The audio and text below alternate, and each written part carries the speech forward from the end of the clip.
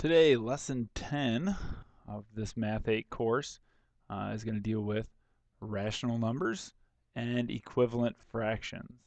Okay, so let's start off by giving you a definition of rational numbers. We already know what whole numbers are. We already know what integers are. We already know what counting numbers are. Let's add rational numbers to the mix.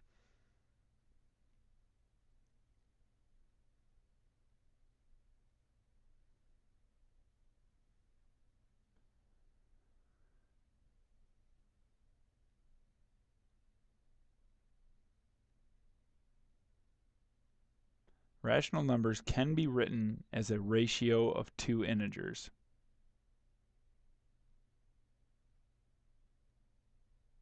So ratio of two integers is fancy talk for a fraction. If you can write a number as a fraction, it is a rational number. Okay, so let's describe each number in these examples as a whole number, an integer, or a rational number. And of course, each one could be more than one of these.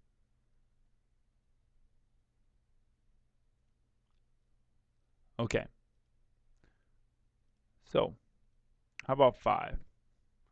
5 is it a whole number? Yes, it is. Is it an integer? Yes, it is. And is it a rational number? Can it be written as a fraction? Yes, we can write it as 5 over 1. That means it is a rational number. Okay. What about -2? Is it a whole number? No, because whole numbers start at 0 and go up by 1. 0, 1, 2, 3. Is it an integer? Yes, because integers include not only the whole numbers, but their opposites. And is it rational? Could we write this as a fraction? Yes, we could write it as -2 over 1. We could write it as -4 over 2. Yes, so it is rational.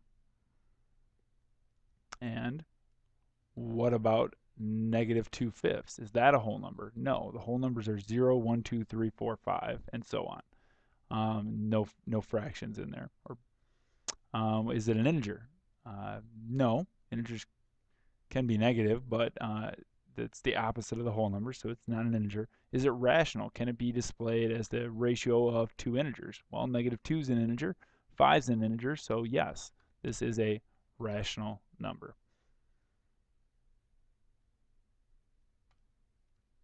Use prime factorization to reduce each fraction in D through F. Okay, prime factorization, we learned it in a recent lesson. So basically, they want us to take 20 and break it up into its prime factorization, and 36 and break it up into its prime factorization. Here's how we do that. Okay, 20 is divisible by 2, so I would go like this. 20 divided by 2 is 10. 10 divided by 2 is 5. Okay, so 2 times 2 times 5 is 20. 36 divided by 2 is 18.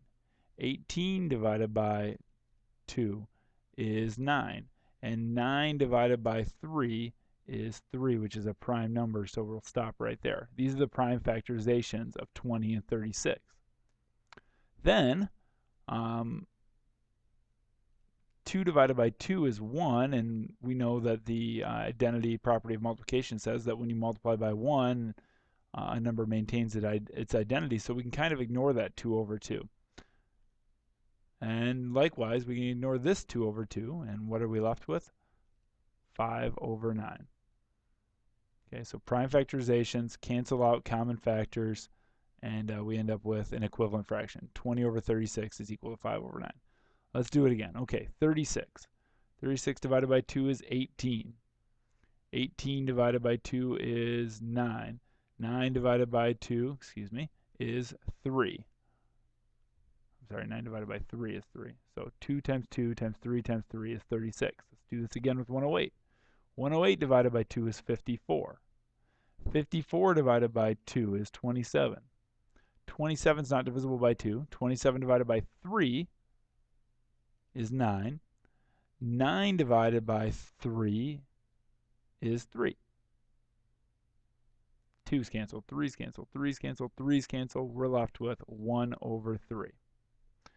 One more time with this. 75, not divisible by 2. It is divisible by 3, which would be 25.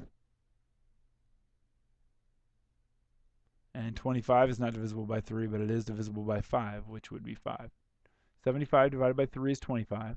25 divided by 5 is 5. 3 times 5 times 5 is 75. 100 divided by 2 is 50. 50 divided by 2 is 25. 25 is not divisible by 2. It's not divisible by 3. 25 is divisible by 5, which is 5. 5's cancel. 2 sets of 5's cancel. We end up with 3/4. So 75 over 100 is equal to 3/4. There's other ways to simplify fractions, other ways that you probably think are easier, and I might not disagree with you, but this will give us some practice with prime factorization as well. Complete each equivalent fraction in G through I and show the multiplication that let us do this. In other words, if we want to rewrite 3/5 as a fraction that has 20 as its denominator, we need to multiply that 5 by something. And whatever you do to the denominator, you also have to do to the numerator. So 3/5 times what will give us 20 on the bottom? Well, 5 times 4 is 20. So we'll multiply the entire fraction by 4 over 4, which will give us 12 over 20. So to complete that fraction, we need to throw a 12 on the numerator. All right, so what about if we start with 3/4 and we want to turn the denominator into 20? Same line of thinking. 4 times what is 20? 4 times 5 is 20. Whatever you do to the denominator, you have to do to the numerator. We multiply the denominator by 5. We have to multiply the numerator by 5. That gives us our new fraction. So that's the missing numerator there. Okay, and the last one, we want to rewrite 1/4 so it has 100 as the denominator. Okay, 4 times what is 100? 4 times 25 is 100. So we'll take 1/4 and multiply by 25 over 25, which will give us 25 over 100. 25 is that missing part of the fraction.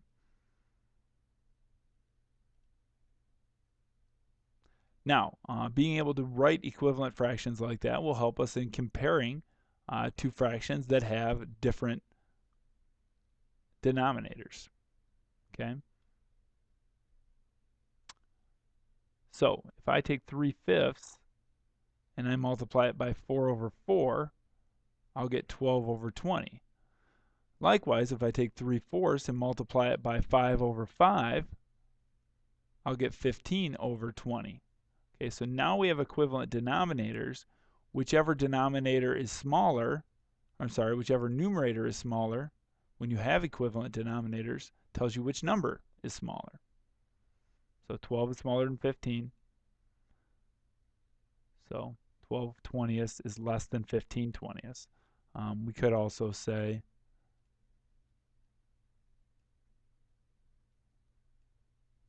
the 3/5 is less than 3/4.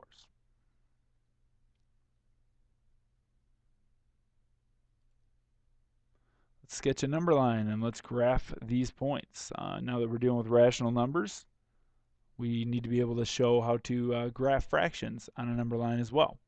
So let's make our number line. I'm going to make my number line go from -2 up to +2. That should cover everything. -2, -1, 0, 1, and 2. Okay, -1, no problem. We've done that a lot. Just plot that on there. Now with 3/4, I'm going to break the distance from 0 to 1 up in 2/4. Okay, we got 1/4, 2/4, 3/4, 4/4, which is 1. There's my 3/4. 0, no problem. We've plotted that before. 3/2. Okay. Well, we need to be able to turn 3/2 into a mixed number. It would probably make it easier for us. 2 goes into 3 one time. And then 3 minus 2 would give us 1 left over. So 3/2 is 1 1/2. I'll just break the distance between 1 and 2 up into halves. So there's 1 1/2 or 3 halves. 1/2, 2 halves, 3 halves. And negative 1/2 will break the distance from 0 to negative 1 up into halves. And there's negative 1/2. We've got our 5 numbers. And we also now know them from least to greatest too. Negative 1, negative 1/2, 0, 3/4, and 3 halves. Which mixed number is equivalent to 9/4? And we're going to illustrate our answer with a sketch. So a sketch for this would be to say, okay, I've got 9/4, so 4/4 is one whole object. So what I'll do is I'll take one whole object, I'll break it up into fourths, and there's 4/4 right there. 3, 4/4. I'll take another object, break it up into fourths. There's 5/4, 6/4, 7/4, 8/4. And I'll take one more object, break it up into fourths. There's our 9/4. So this drawing illustrates to us which mixed number is equal to 9/4. We got 1, 2, that's our whole number. And then we have 1/4. 2 and 1/4 is equal to 9/4.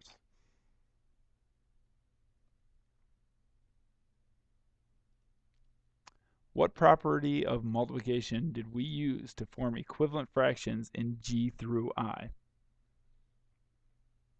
Okay, so if you remember, if you look back at G through I, we were multiplying fractions by 5/5, 4/4, 25/25.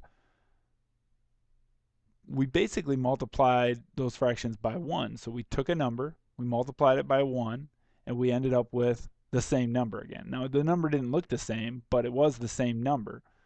So what property is this? This is called the identity property of multiplication. We learned it several lessons back now. That is the identity property of multiplication that allows us to do that.